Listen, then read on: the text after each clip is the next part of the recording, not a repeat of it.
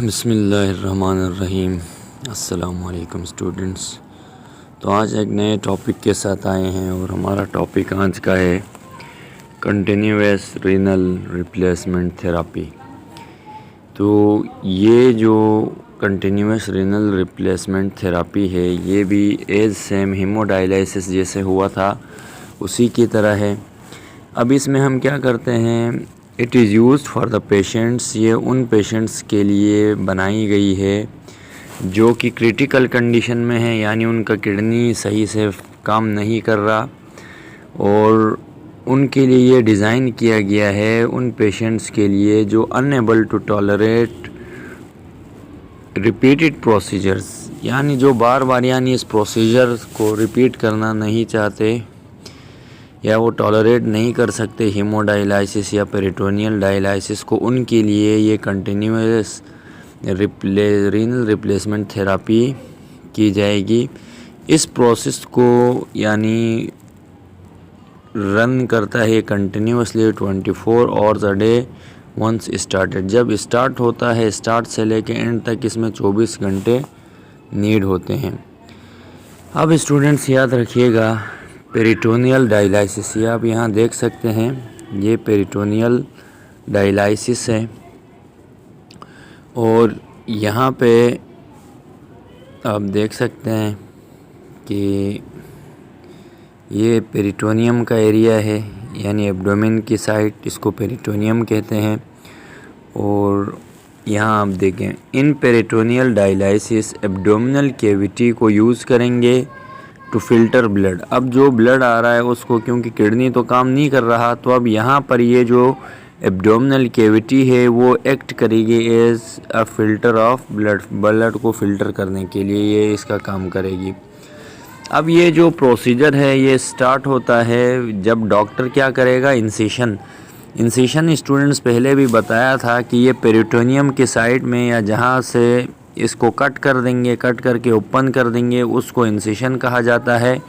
और वहाँ पर देखें, जब इंसिशन होगी, कट करेंगे, ओपन करेंगे, इसको कहाँ पे करेंगे, एट लोअर एब्डोमिनल कैविटी, यानी एब्डोमिनल कैविटी के नीचे। एब्डोमिनल कैविटी वो साइट होती है जिस्म की जहाँ पर क्या होते हैं, हमारे ऑर्गन्स होते हैं, जैसे स्टोमक हो गया, लिवर हो गया, स्मॉल इंटेस्टाइन, लार्ज इंटेस्टाइन, ये एरिया कहलाता है एब्डोमिनल कैविटी। तो वहाँ पर क्या करेंगे, लोअर एब्डोमिनल कैविटी के पास, यानी वहाँ पर एक कट किया जाएगा एब्डोमिनल कैविटी में। क्यों करेंगे, टू इम्प्लांट और पास अ कैथेटर। यहाँ पर क्या करेंगे, एक कैथेटर को हम क्या कर देंगे, पास कर देंगे एब्डोमेन में। अब कैथेटर आपको दिखाते हैं, याद रखिएगा। कैथेटर जो होता है, याद रखें, ये जो यहाँ पे आके एक सॉफ्ट किस्म की ट्यूब होगी, ये दिखाते हैं, ये देखें, ये जो ट्यूब यहाँ से आ रही है, ये जो एब्डोमेन के पास यहाँ है, इसी को हम क्या कहते हैं, कैथेटर कहते हैं। तो यहाँ पे एब्डोमेन को कट करेंगे, कट करके वहाँ एक सॉफ्ट ट्यूब है जिसे कैथेटर कहते हैं, वो इम्प्लांट कर देंगे, उधर डाल देंगे। तो उसके बाद याद रखिएगा, जब यहाँ पर इम्प्लांट हो गया कैथेटर, जो कि एक सॉफ्ट ट्यूब था, अलाउज डायलसेट टू पोर। डायलसेट या डेलिसेट का मतलब ये होता है, याद रखिएगा, कि वहाँ पर वो मेम्ब्रेन अलाउ करेगी फ्लूइड्स को अंदर आने में। तो यहाँ फ्लूइड्स अंदर आएंगे और आउट होंगे ऑफ द एब्डोमिनल कैविटी।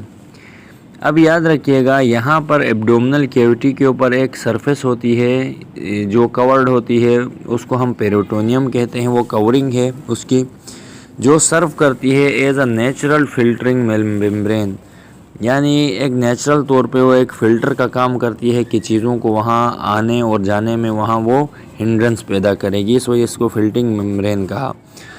अब याद रखिएगा, जब ये डेलिसेट पोर करेंगे इनसाइड द एब्डोमिनल कैविटी।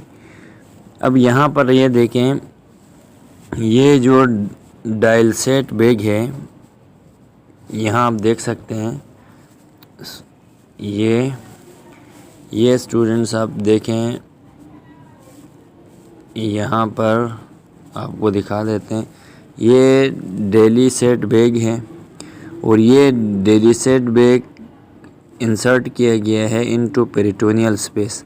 अब यहाँ पर देखें, ये यहाँ से कहाँ पे जा रहा है, पेरिटोनियल स्पेस में जा रहा है। और नीचे जो बैग है इसको हम कहते हैं ड्रेनेज बैग।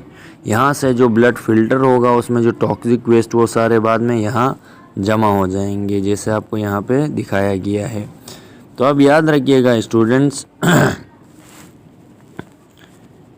ये हम बता रहे थे कि यहाँ पे क्या होगा, ये daily set inside abdominal cavity, यहाँ टॉक्सिन्स को ये पुल करेगा फ्रॉम द ब्लड। यहाँ ये देखें, यहाँ ये डेली सेट बैग जो ब्लड से टॉक्सिन्स हैं उनको नीचे की तरफ पुल करेगा। जब ये पुल करेगा and pass through peritoneum membrane from high concentration to low concentration. फिर देखें, ये ब्लड है, ब्लड से यहाँ टॉक्सिन्स को इसने क्या किया, रिमूव किया, और ये हाई कंसंट्रेशन से ऊपर जो है नीचे लो कंसंट्रेशन की तरफ क्या करेगा, ये मूव करेंगे ये टॉक्सिन्स।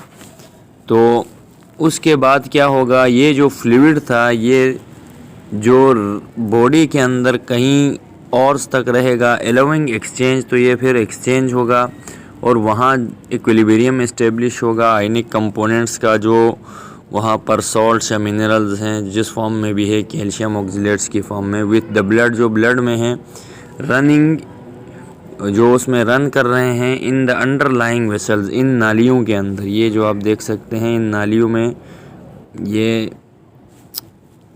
आप देख सकते हैं इन वेसल्स के अंदर ये जो ब्लड फ्लो कर रहा है उसमें से टॉक्सिन हाई कंसंट्रेशन से लो कंसंट्रेशन की तरफ आना शुरू हो जाएंगे। अब यहाँ क्या हुआ, आयनिक कंपोनेंट जो ब्लड में थे रन होंगे इन वेसल्स में बिफोर बीइंग डिस्कार्डेड, यानी ये यहाँ पर निकलने से पहले यहाँ ये स्टोर हो जाएंगे। और ये डेली सेट जो है, यहाँ पर जो डेली सेट बैग है यहाँ पर जो दिखाया गया है, ये डेली सेट बैग यहाँ पे क्या होगा, इज़ रिमूव्ड, फिर इसको निकालेंगे व्हेन इट अपीयर्स सैचुरेटेड, जब हमें पता चलेगा यहाँ सोल्यूट ज़्यादा हो गए। This process is repeated again if needed, अगर वहाँ पर सोल्यूट्स की मकदार ज़्यादा है तो इसको रिपीट भी किया जा सकता है।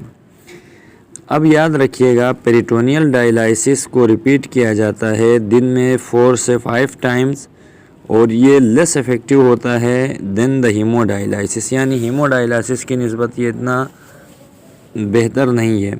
क्यों? क्योंकि इसको परफॉर्म किया जाता है for longer period of time, यानी दौरानिया इसका ज़्यादा है, तो इसलिए पेरिटोनियल डायलिसिस में यानी मोर फ्लेक्सिबिलिटी नहीं होती, और यानी इसमें is better tolerated by patient, यानी पेशेंट इसको क्या करता है, टॉलरेट कर सकता है, एंड लेस एक्सपेंसिव। इसकी एक चीज़ ये है कि ये सस्ती है, एक्सपेंसिव नहीं है, but is more often complicated. लेकिन इसकी एक यानी नुकसान ये है कि ये पेरिटोनियल जो डायलिसिस के अंदर एब्डोमिनल इन्फेक्शंस होने का ख़तरा होता है। तो स्टूडेंट्स, आज का टॉपिक आपको समझ आ गया होगा। ये जो हमने आपको चीज़ें समझाई ये थी अबाउट पेरिटोनियल डायलिसिस। अब बात करते हैं किडनी ट्रांसप्लांट के बारे में कि किडनी ट्रांसप्लांट क्या चीज़ है। तो याद रखिएगा, किडनी ट्रांसप्लांट में एक सर्जिकल ट्रीटमेंट की जाती है of kidney failure disorder.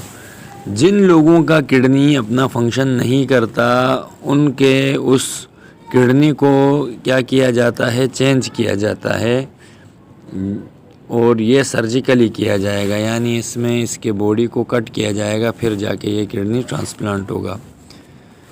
In this procedure, इस प्रोसीजर में एक हेल्दी किडनी जो लिविंग या डिजीज डोनर है वहाँ उससे लेंगे, चाहिए होगी एक, और फिर उसको बेली के नीचे front side of the body में क्या कर देंगे, उसको प्लेस कर देंगे, जैसे यहाँ पे रख दिया गया है साइड पे, और फ्रंट पे इसको प्लेस कर देंगे।